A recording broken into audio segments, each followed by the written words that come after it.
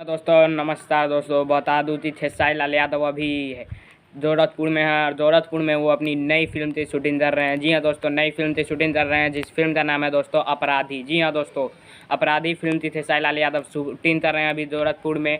2 दिन से शूटिंग चल रही है और वहाँ से कुछ तस्वीरें निकल कर आई है। जी हाँ दोस्तों, जो कि जाने की भी शूटिंग अभी हो रही है। और इस फिल्म में जो हीरोइन है वो है दोस्तों साउथ की एक्ट्रेस, वो है साउथ की एक्ट्रेस मेधा श्री। जी हाँ दोस्तों, मेधा श्री जो थी अभी साउथ सिनेमा थे सलाल के साथ थी हैदराबाद में, और वहीं इस फिल्म में भी है। जी हाँ दोस्तों, अपराधी फिल्म में भी साउथ की एक्ट्रेस मेधा श्री हैं और उनके साथ कल जाने की शूटिंग से कुछ पिक आई हैं निकल कर हमारे सामने, जो कि आप अपने सीन पर देख सकते हैं। और पिक कैसा लग रहा है कमेंट में ज़रूर बताइएगा। और ये पिक दोस्तों कल ही आया है। जी हाँ दोस्तों, अब पहले जाने की शूटिंग अभी स्टार्ट हो चुकी है। फिल्म का गाना जो कि अपराधी फिल्म है उसी के गाने की शूटिंग हो रही है। तो ये पिक आपको कैसा लगा कमेंट में ज़रूर बताइए।